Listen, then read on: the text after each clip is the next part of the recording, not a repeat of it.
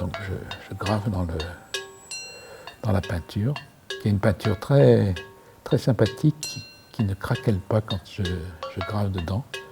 Et ça, c'est vraiment une chance inouïe, parce que sinon ce travail serait impossible, parce qu'il est incisif, il est presque dangereux, il est coupant. Et j'aime bien ce type de grands risques que prennent les artistes.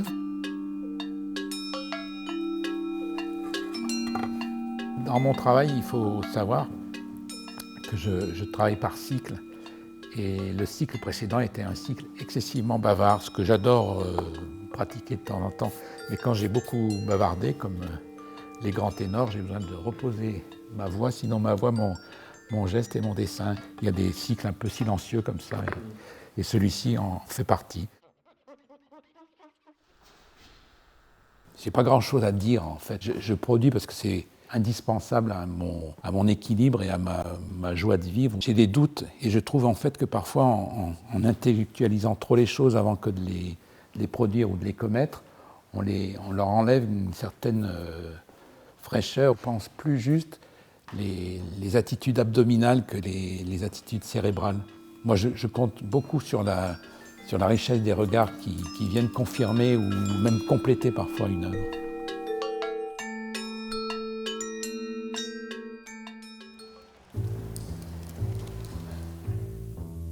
Le titre d'exposition, Astérochromie. Alors, le responsable, en définitive, de ce titre, c'est David Quéré, qui a écrit le texte sur ce travail et qui avait été recherché dans la mythologie, la fameuse histoire d'Astrée, cette femme qui, quand elle a appris les carnages qu'avait fait Zeus, s'est mise à pleurer et toutes ces larmes qui sont tombées sur le sol de la terre se sont transformées en ces petites fleurs qui s'appellent des astères. Donc de là, astère, astéroïde, astérochromie. Voilà. J'aime bien parfois avoir des petites origines comme ça, un petit peu sophistiquées pour quelque chose qui, somme toute, est assez simple.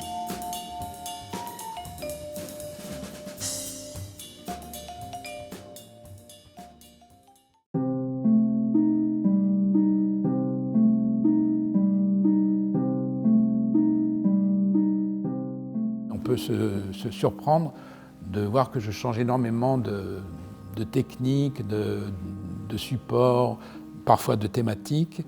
Et la seule réponse que j'ai pu donner jusqu'à présent, c'est le temps.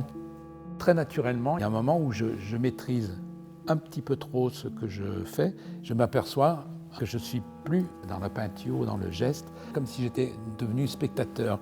Et être spectateur, quand on est artiste, c'est simplement qu'on s'observe et qu'on corrige. Et je pense que quand on corrige, c'est la fin de la justesse en définitive. Il se trouve qu'une partie de mon travail a consisté effectivement à essayer d'utiliser toutes les cochonneries que j'achetais aux puces dans l'idée d'un jour d'en faire quelque chose, mais plus dans une technique un peu proche plus de l'art brut, je dirais, que de l'art réfléchi. Il y a une base qui est chargée d'autre chose que de simplement l'objet en fait. Bien que je sois entouré de choses un petit peu usées et marquées par le temps, je ne suis pas totalement fasciné par le passé. En fait, le passé ne prend de sens que parce que le futur est suspect.